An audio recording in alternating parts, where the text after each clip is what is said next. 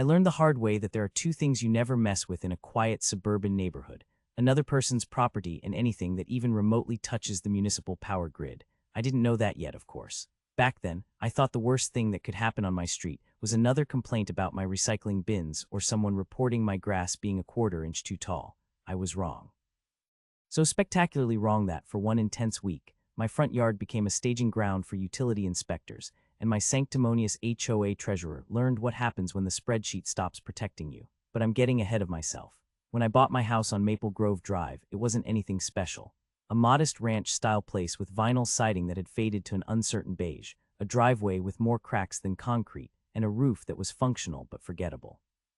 I loved it anyway. It was mine. Peaceful, affordable, and most importantly, it came with southern exposure that bathed the roof in sunlight from dawn until dusk. That last part mattered more than my neighbors could have imagined. I worked as an electrical engineer for a renewable energy consulting firm.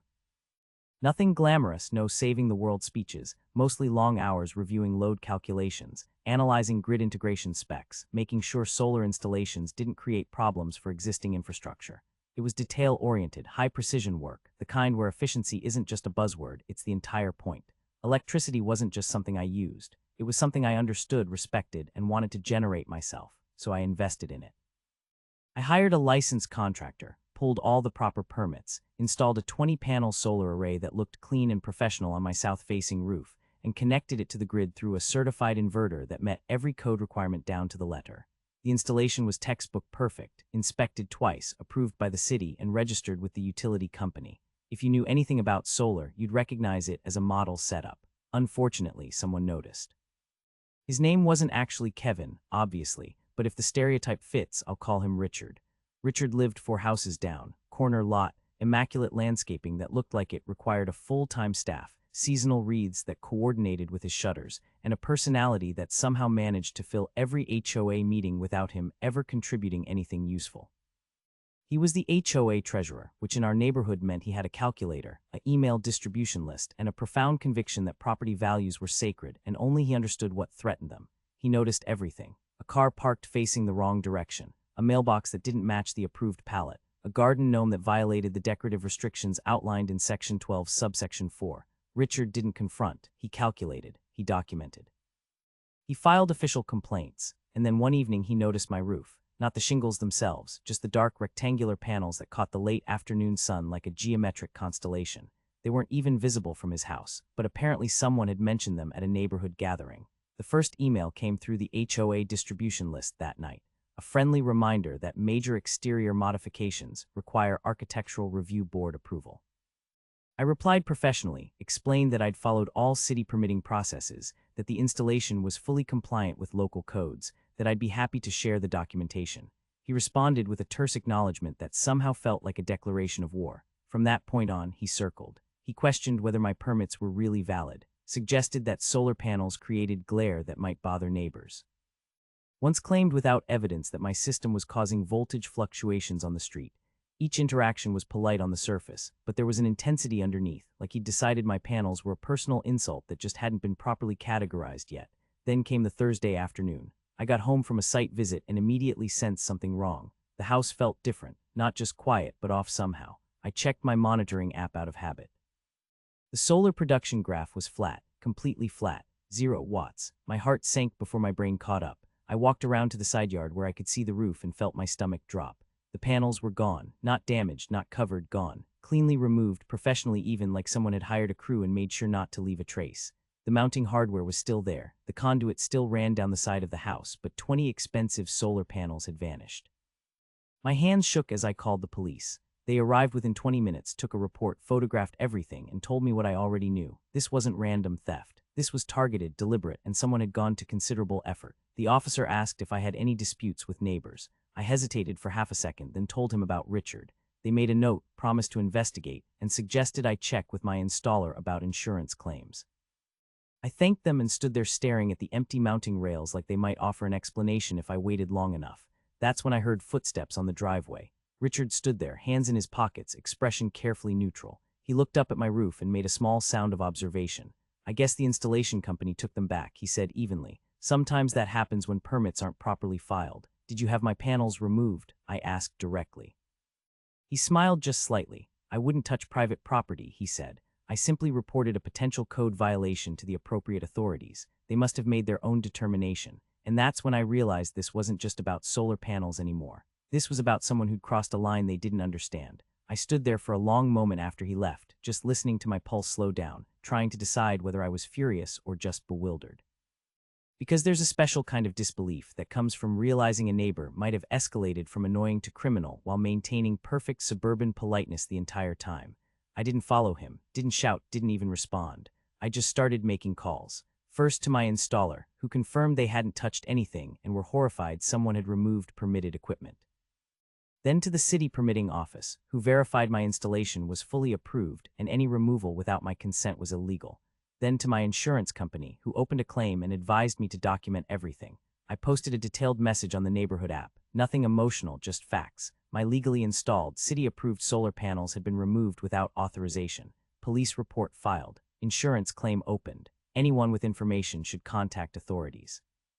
I hit post and set the phone down because I knew exactly what would happen next. Within minutes, the responses flooded in. Some neighbors were outraged on my behalf. Others immediately speculated about organized theft rings. One retired guy offered to start a neighborhood watch patrol. And then there were the quiet ones, the people who didn't comment but read the post multiple times, the ones who'd seen Richard's campaign against my panels and could connect the dots. Richard responded about 30 minutes later. He wrote that he'd reported concerns about unpermitted modifications to the city, that protecting property values was everyone's responsibility, and that proper channels existed for a reason. It was written in that same measured tone he used for everything, calm, procedural, and just vague enough to sound reasonable without actually admitting anything. I didn't reply, but I did start researching.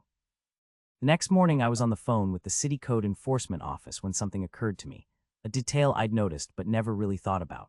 Our street had decorative streetlights, not the standard utility company poles, but upgraded fixtures that the HOA had petitioned for years ago. Ornamental, expensive, and according to the paperwork I found buried in old HOA minutes, maintained through a special assessment that residents paid quarterly. Those lights ran on electricity. Electricity that came from somewhere. I pulled up the utility maps available through the city's public records portal. Our neighborhood was on a shared transformer system, with several junction points that served clusters of homes. The streetlights, I discovered, were connected through a dedicated circuit that branched off a junction box located on, of all places, an easement that ran along my property line. An easement I had legal access to. An easement where certain maintenance activities were actually my right as the property owner. I made another call, this time to an electrician I'd worked with on commercial projects. I explained the situation carefully, professionally, and asked a hypothetical question. If someone wanted to temporarily disconnect a non-essential lighting circuit for legitimate maintenance purposes, what would the proper procedure be? He walked me through it. Permits for work in easements, notification requirements, safety protocols, documentation standards, everything by the book, everything legal, everything that would make what I was considering completely above board. I spent the next 2 days preparing. I pulled permits for electrical work in the utility easement. I filed the required notifications with the city. I hired a licensed electrician to assist. I documented every step with photographs, timestamps, and written records. And then on a sunny Tuesday morning, we disconnected the streetlight circuit. Not permanently, not destructively, just a clean, professional, fully permitted temporary disconnection for what I described in my paperwork as infrastructure assessment and safety evaluation. The lights went dark that evening right on schedule. Within an hour, my phone started buzzing. The neighborhood app lit up with confusion. People asking if anyone else had lost their streetlights, speculation about power outages, concerns about safety and visibility. Richard posted almost immediately. He demanded to know if the utility company had been notified, whether this was a maintenance issue, how long it would take to resolve. Someone else tagged the HOA board asking for answers. I waited until the thread had grown to about 30 comments before I responded. I posted a simple, factual explanation. The streetlight circuit had been temporarily disconnected under proper permitting for infrastructure evaluation related to the utility easement on my property. All work was performed by licensed contractors. Duration of the disconnection would depend on the outcome of the assessment. I attached photos of my permits, my city approvals, and the relevant easement documentation. Then I added one more thing. I noted that this action was taken in response to the unauthorized removal of my legally installed solar equipment, and that I was exercising my property rights within the same regulatory framework that apparently allowed such removals to occur. The thread exploded. Neighbors who'd been quiet suddenly had opinions. Some thought I was justified. Others called it petty retaliation. A few tried to play peacemaker, suggesting everyone calm down and let the adults sort it out. Richard went silent for almost an hour. When he finally responded, his tone had changed, less authoritative, more defensive. He claimed he'd only reported concerns through proper channels, that he had no direct involvement in any panel removal, that the city must have made its own determination. But his usual confidence had cracks in it now. Someone asked him directly if he'd hired anyone to remove my panels. He didn't answer. That silence did more damage than any accusation could have. The next morning, a different kind of vehicle appeared on our street. Not police this time, but city code enforcement. 2 inspectors in marked trucks who spent an hour examining my roof, reviewing my permits and taking statements. They were thorough, professional, and increasingly irritated as they pieced together what had happened. One of them asked me point blank if I had any idea who might have arranged the removal. I gave them Richard's name, explained his campaign against my installation, mentioned his comment about reporting code violations. They made notes, thanked me, and said they'd be following up. Then they drove 4 houses down and parked in Richard's driveway. I didn't watch. I didn't need to. But neighbors told me later that the conversation lasted over an hour, that Richard's wife came out at one point looking concerned, that when the inspectors left, Richard stood in his driveway staring at nothing for a long time. The investigation moved quickly after that. Turns out Richard had indeed filed a complaint with the city, but he'd misrepresented the facts, claimed my installation was unpermitted, suggested it posed safety hazards. When the city explained that everything was properly approved, he'd apparently taken matters into his own hands. Security footage from a neighbor 2 doors down captured a contractor's truck arriving at my house the day the panels disappeared. The truck belonged to a company Richard had used for his own home renovations. Phone records showed calls between Richard and that company the day before. The contractor, when questioned, admitted Richard had hired him, claimed Richard said he had authorization, that it was a removal related to HOA violations. The contractor was horrified to learn he'd participated in what amounted to theft. The city hit Richard with multiple violations: falsifying code complaints, arranging unauthorized work on someone else's property, interfering with permitted installations. Each carried fines, serious ones. The police upgraded their investigation. What had been a theft report became something more complex: criminal mischief, possibly fraud. The district attorney's office got involved, and through it all the streetlights stayed dark. I kept them off for exactly 2 weeks, long enough for every evening dog walk to feel different, for every late-night arrival to require extra caution, for the absence to become tangible. I didn't do it to be cruel. I did it to make a point. That infrastructure matters. That the things we take for granted have rules protecting them, that you can't just remove something because you don't like it. The HOA called an emergency meeting, not the usual monthly gathering with budget reports and landscaping discussions, but a real one: mandatory attendance, serious agenda. Richard sat in the back when I arrived, shoulders hunched, avoiding eye contact. The board president, a reasonable woman named Sandra, opened by acknowledging that the situation had escalated beyond normal HOA matters. She read a statement from the city outlining the violations, the investigation, the pending legal action. Then she turned to Richard and asked if he had anything to say. He tried to explain, said he'd been protecting property values, that solar panels were controversial, that he'd only meant to follow proper procedures. He never quite admitted to arranging the removal, but he didn't deny it either. He just talked around it, like language itself might create plausible deniability. When it was my turn, I kept it simple. I explained that I'd followed every rule, obtained every permit, done everything right. I explained what those panels meant financially, environmentally, personally. I explained that taking them was theft, plain and simple, regardless of how it was justified. And I explained that the streetlights would remain off until I had confidence that property rights actually meant something in this neighborhood. Someone asked when I'd turn them back on.